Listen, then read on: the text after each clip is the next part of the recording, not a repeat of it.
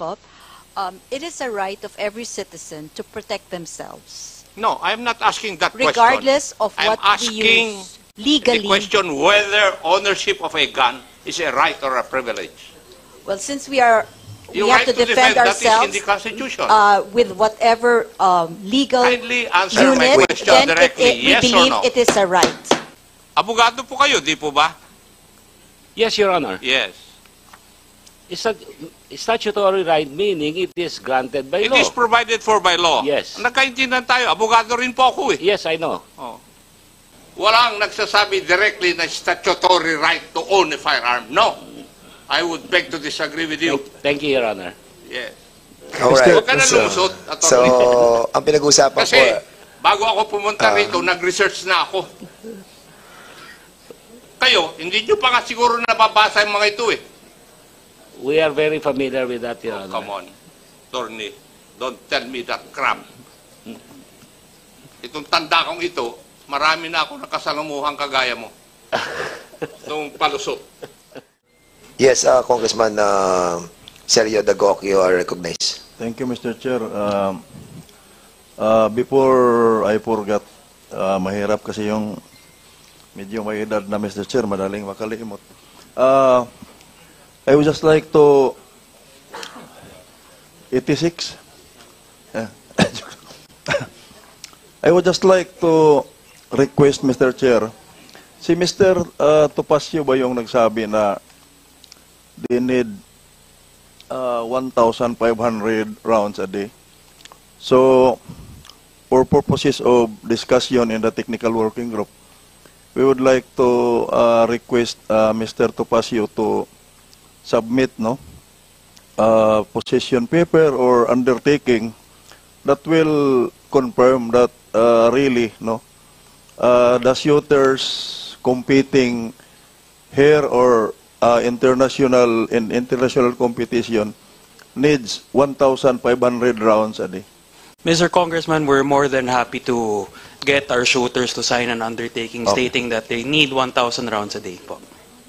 Thank you. All right. So, okay. Any other members who wanted to? Okay. Chairman Akop, now you are recognized. Thank you, Mr. Chair. May I know from the resource persons, the manufacturers, the shooters association, is owning a firearm a right or a privilege? Anybody from the Pinag-usapan kasi natin ngayong yes. araw na ito, yung gusto niyo na magkaroon ng firearm, bawat Pilipino na gustong magkaroon ng firearm. Now, let's start sa general principle. Is owning a firearm a right or a privilege? May I ask from the private sector first? who want to answer the query of Congressman Akop? So, Ma'am Gina Angangco, you are recognized. Please answer the query of Congressman Akop, please. Mr. Chair, Congressman Akop, it is a right of every citizen to protect themselves, No, I'm not asking that regardless question. of I'm what we asking use legally. the question whether ownership of a gun is a right or a privilege. Well, since we have Right to defend that is in ourselves the Constitution. with whatever legal Kindly answer my unit, question then directly, we yes or believe no? it is a right. Wait, ma'am. Please, when the members of this committee is speaking, don't interrupt. I'm Please sorry, wait sir. for I will the, follow the protocol. Yes, please wait for the members to finish first, and then you can reply. Go ahead, Congressman Akop, please. Is ownership of a gun a right or a privilege? Yes, Mr. Congressman, we believe Yes. No it more. is Yeah. a right. It's okay. Yes. How about you, If Mr. we're Reyes? qualified. It's a right. The open mic. Open mic, Mr. Reyes, please. Very specific yung tanong ko, ownership of a gun. Yes, It's a right? it's a right. Like, Okay. It's almost like owning a car. It's a right to own a Okay. car. Yeah. Kayo po, Madam, Comelec. Attorney James or Attorney Bautista, you can reply to the query. Please answer. In my opinion po, Your Honors, it is a privilege to own a firearm. Thank you. Kayo po.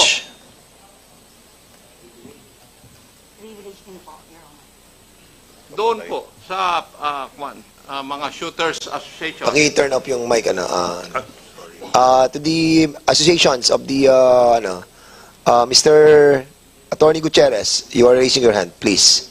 Attorney Rodriguez, Your Honor. Anyway, technically and legally, it is a statutory right. A right granted by law. Okay. You want to ask? Kindly present to me a provision of law that makes it a statutory right, that ownership of a gun is a right. Yes, Your Honor. What provision of law? RA 10591. What provision of 10591 would it state that it is a right? Abogado po kayo, di po ba? Yes, Your Honor. Yes. It's a statutory right, meaning it is granted by It law. is provided for by law. Yes. Nagkaintindihan tayo. Abogado rin po ako eh. Yes, I know. Oh. Kaya nga, what provision of law? Kindly state that provision of law. Kasi sinasabi mo statutory right. I'm asking you, what law grants that statutory right? We'll check on the provision, Your Honor, of the law, and I'll get back, Your Yes, Honor. hanapin mo lahat Yes. dyan. Wala akong makita. Yes, Your Honor.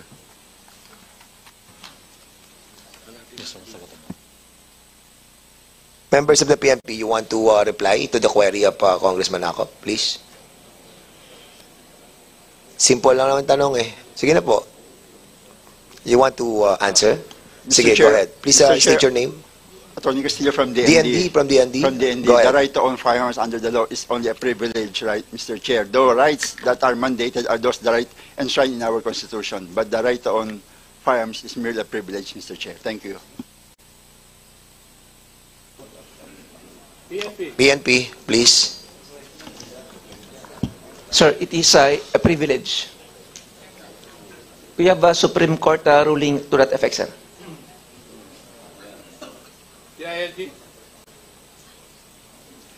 Asek Racho, please. Mr. Chair, it is a privilege, sir. All right. Sa Privilege privilege. about transnational crime. Attorney Martin Ontok. Your Honors, I would have to echo the sentiments of my colleagues. It is a privilege, Your Honor, and not a right.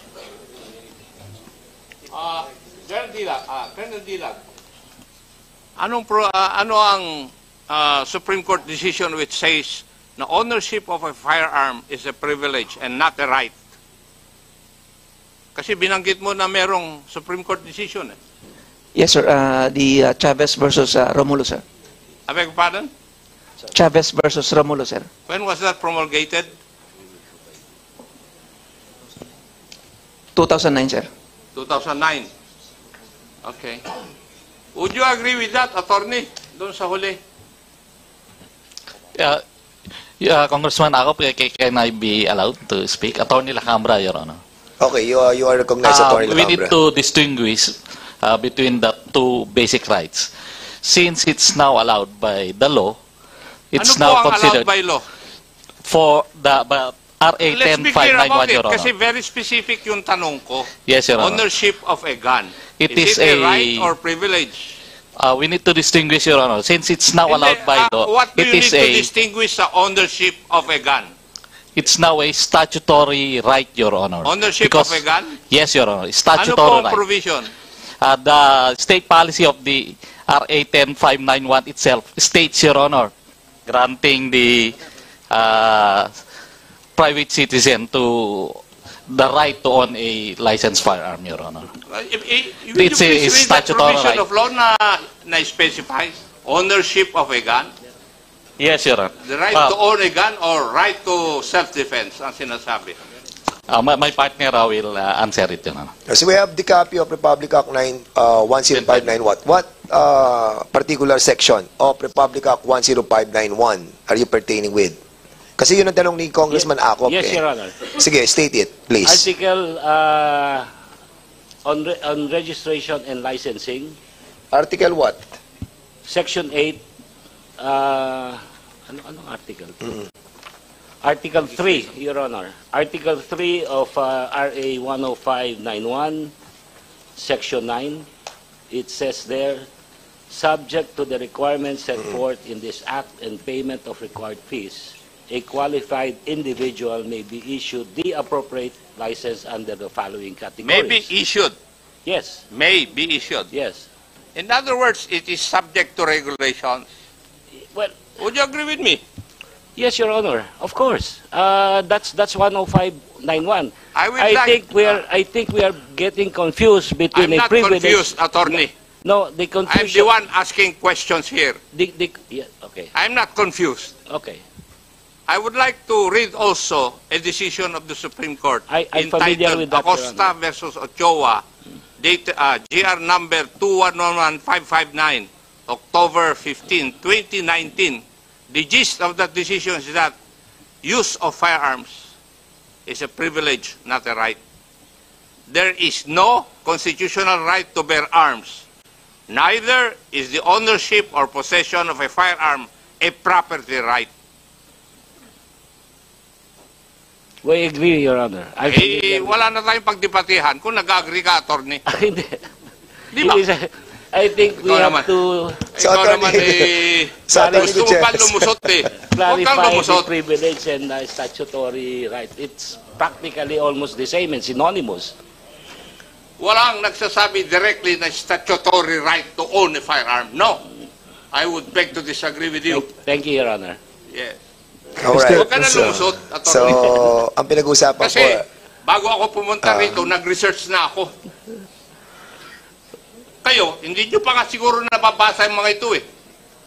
We are very familiar with that, Your Honor. Come on, attorney. Don't tell me that crap.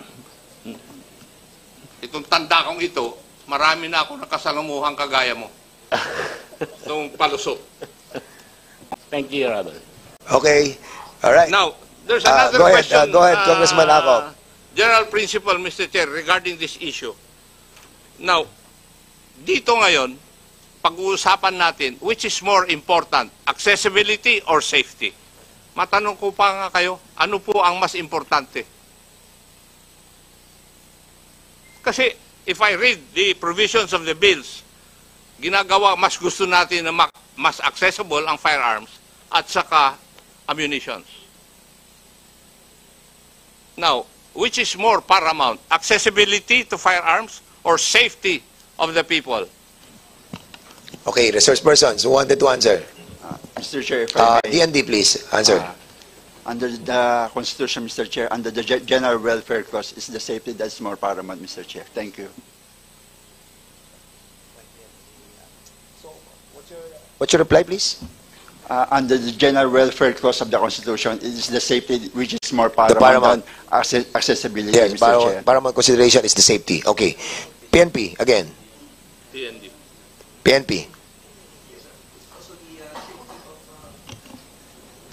The population, that comes first. Okay. Nika, you want to answer? Just like with the position of the PNP, sir, safety. So, the ILG, same position? Yes, sir. Safety of the people, And also sir. the national crime? Yes, Mr. Same? Chair. Same. All right.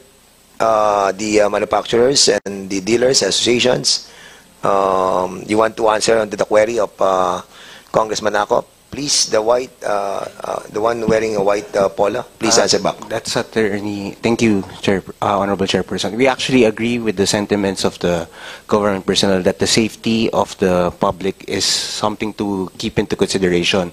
Although we would also like to submit that the accessibility and also the safety does not necessarily contradict each other, that there could be a picking of certain provisions which may be both beneficial to both the safety of the general welfare of the public as well as also making it accessible to some licensed individuals, because as we know, and as also pointed out by the Representative Acop, and correctly so, that the ownership of firearms, it is actually a privilege.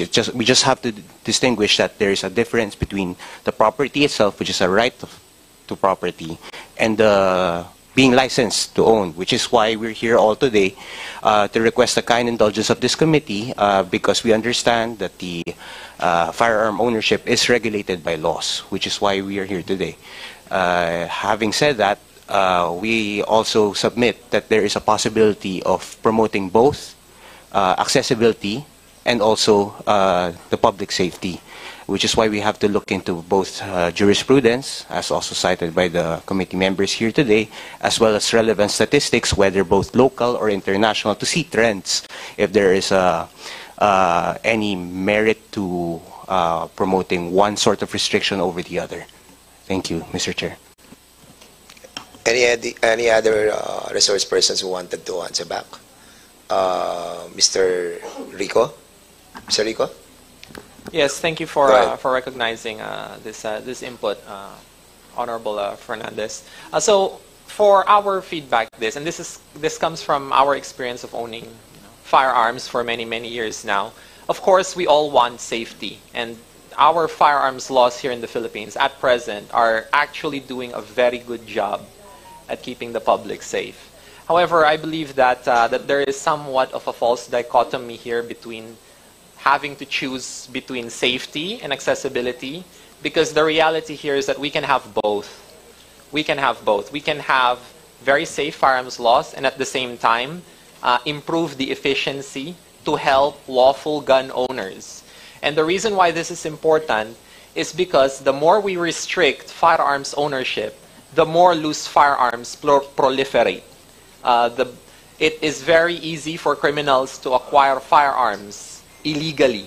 And if we make it very difficult for people to own firearms, it will only mean that criminals will have a bigger disadvantage over us, and the more likely that firearms being sold in the black market will proliferate, because legal firearms are very difficult to acquire. So I think that we can accomplish both by working together. Thank you. Okay, thank you so much. Actually, mag-to 12 na, and we have another schedule. And probably, if Chairman Acop is already done. You're not yet done. Sige, go ahead. I might be a member of the technical working group. Gusto kong malaman na kung ano kaisipan nila eh. All right. Bago kuhan. So you want to this other resource person to answer as well? Sinasabi po nila, the right to own a firearm is associated with the right to self-defense. Ganon yung mga statement na naririnig ko po sa inyo eh. Di po ba? Would you agree with that? Who wants to answer? From the... Kayo, gusto nyo magkaroon ng firearms for self-defense. Di po ba? Yun naman ang katotohanan eh. Bakit po di natin aminin? Sige nga. Eh bakit kayo tahimik ngayon? Advocates. Attorney, go ahead. If I may, yes, Representative Acop, that is mentioned in Section 2 of 10591, sir. If you read Section 2 of RA 10591, Declaration of State Policy, the state recognizes that the right to self-defense is provided as a justifying circumstance under the revised penal code. However, this right to self-defense, it is to be done through the use of firearms, is granted only to qualified, underscored, qualified citizens. And therefore, there's a need for regulation. Would you agree with that also? Attorney, go ahead. Yes, Representative Acop, yes, there's a need for regulation, which is why we are here today to propose what possible means of regulation may be, because even if it were a loosening or restricting, either or would still be regulation. Yes. And assuming for the sake of argument that the right to possess firearms was considered a property right, it is doctrine also that property rights are always subject to the state police power. Would you agree with that also? Yes, your representative. And therefore, regulations have to be made. Yes, as long as it is reasonable, Your Honor, and following the proper standards of the strict scrutiny test, intermediate scrutiny test, or rational basis, as the case may be, sir. Now, this question would be addressed to the public and the private resource persons. Why should one have 20 firearms? If the purpose is for self-protection or self-defense. O, dito muna sa mga gun advocates. Dito muna tayo. Left side. Anybody can answer. Again. Your Honor, while we understand that the license to own and possess a firearm is a privilege premised on one's inherent right to self-defense, it is also understandable that it being property, if a person is already licensed and qualified to own a firearm, they may own multiple firearms as they may wish, and as long as the regulatory agencies would see it and deem fit that they can own it. And by the current status of legislation, it would depend on the specific type of firearm if they are allowed to own 2, 5, 10, 15, or more, Your Honor. Okay, sa side ng ating mga government agencies, you want to reply on that? O, sino? Sino po? Yung pulis dapat sumagot eh. DND and PNP. Bakit yung pinapayagan? Kasi, sa tingin ko, mas marami kayong earnings na nakukuha. Kasi mas maraming napapalisensya na firearms eh. I think that's the only logical reason that I can see. Why would an individual, single individual, need 20 firearms? If he's not a, shall we say, anong tawag na natin po doon, yung collector of firearms. Sige nga. Geraldine. Justify.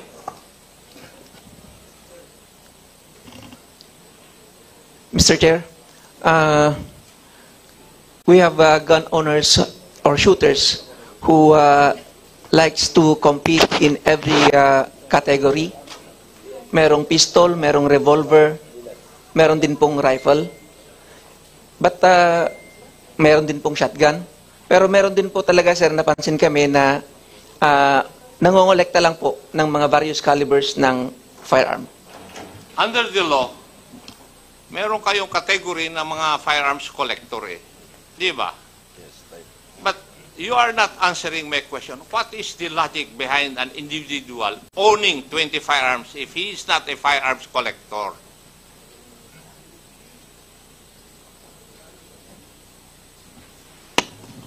In other words, bakit nyo pinapayagan? Kung hindi naman po sila, aside from being a guns collector, di ba? So, bakit natin pinapayagan? Before, Sige. nung nasa serbisyo pa ako, one long and one short lang ang allowed eh. Would you agree with me also? Yes, sir. Yes. One long, one short lang allowed, na bago na ng mga batas.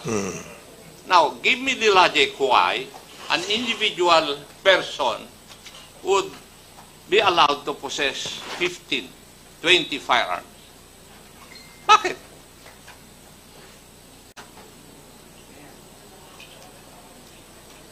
And why would a person need 50 rounds of ammunition, more than 50 rounds of ammunition? Except for those firearm, shall we say, involved in sports. Okay, Mr. Topacio, go ahead. Mr. Congressman, I can cite an example on why a person would need more than 15 guns. So More than 20. Yes. So before, if we talk about 15 to 20 years ago, ang uso lang po is a 1911 and a rifle. But now with technology, if you notice, if you go to the gun show po, Mr. Chair, may I remind you, we're all for safety. When we put up gun shows, most of our seminars is about gun safety. We prioritize safety. Most shooters prioritize safety before they even shoot. That's the first thing you are taught. So, with regards to a person owning 20 guns, it's different for every scenario. For example, I'm a sport shooter. If I get into a category, let's say for example, pistol caliber carbine, when I compete, I don't buy one gun. I buy two. So, dalawa na kagad yun. I also buy, for every category that I compete with, I need two guns, especially if I'm serious, if I want to compete. Because pag nasira ang isa, I have no time to repair or replace. And another po, with regards naman po to self-defense, dati po lahat full-size pistol. Now you have a full-size, you have a subcompact, you have a compact, you have a micro pistol. So you have 4 different sizes already for pistols. And as time goes by, every now and then, a person would buy a new gun because masyado na malaking baril ko. I used to carry a full size, but as I am getting older, I would want something more compact. Dati, all steel ang baril ko. Now, I want a polymer pistol. So that's one of the reasons why people have more than 15 or 20 guns. Because there are times that I have to buy 2 guns for competition, and at the same time, if I have a permit to carry, I have the option now because I bought a compact, a subcompact, or a micro pistol, or a full-size pistol. So that's probably, Your Honor, kung one of the reasons why people need 15 or 20 guns. They can be competing. There's new technology. There are even pistols right now that are foldable. I don't want to carry a pistol in my bag kasi sumasabit siya. So there's a foldable Glock pistol now that's available in the market. And there's a smaller revolver that's smaller than a micro pistol. So every person who are qualified to purchase a firearm, every person who has an LTOP has the option to buy these guns. And as long as they can pay, as long as they can register their firearms, as long as they comply with all the legal requirements that 10591 and the PNP set, as long as they are able to renew their firearms every time, there's nothing wrong with that. Kasi at the end of the day po, Mr. Chair, from our perspective po, we'd prefer po kasi na okay na marami ka, basta rinirehistro mo, basta rini-renew mo. As long as we have the data kung nasaan yung mga baril mo, we're fine with that. Kasi, believe it or not, Mr. Chair, we are one of the most strict when it comes to issuing licenses. Doon po tayo magdidebate na, Mr. Topacio. Yeah. And I will stand at the plenary to object to that if these bills will pass the committee level. I wouldn't agree na dapat kung po pwede magkaroon ka ng 20 na firearms. Gusto ko na bumalik sa dati. That's why, Mr. Chair, if I may po, no, during my statement kanina, it's important to take note that 10591 is primarily for the legal gun owners. Kasi if we assume that all legal gun owners with RA 10591, those who have more than 20 guns, kung i-assume natin na all those people are may masamang balak, even we could even ask the president to. I'm not assuming anything. Don't put words into my mouth.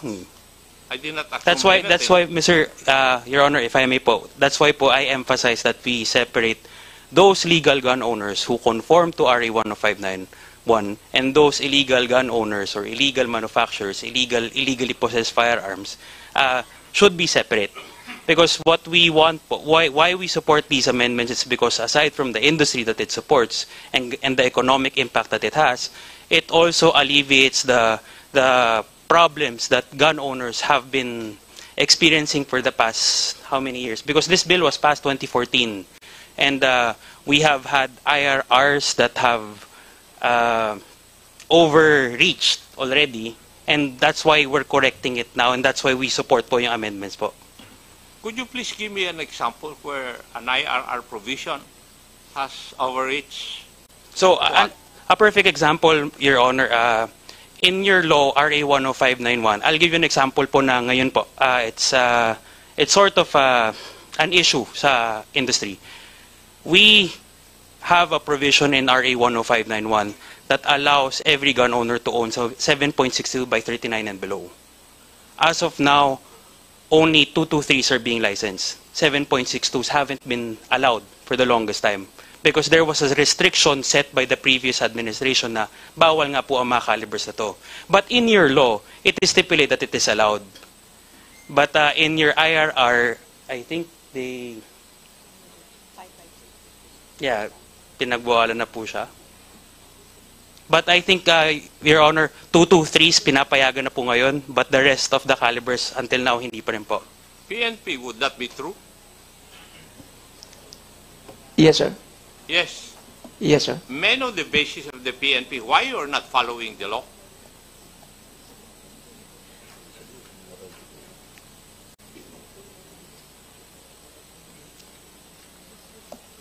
the regulatory function of the PNP, sir? Can a regulatory function or provision of the PNP rise over and above the law? Following your logic, it's No, sir. it's a provision of law according to Mr. Topacio, and you agreed to it. Why are you not following the law? But, sir, going back to the provision on licensing firearm, that this may be licensed to qualified individual, sir. And at times, sir, yun nga po. If,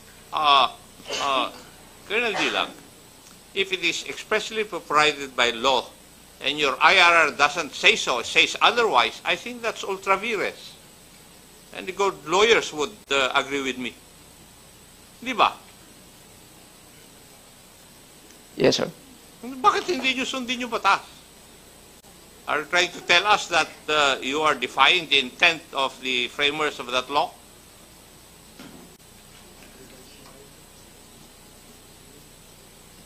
Yung sinabi ni Mr. Topacio.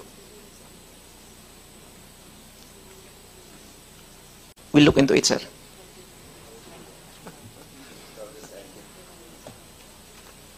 Wala na, Mr. Chair.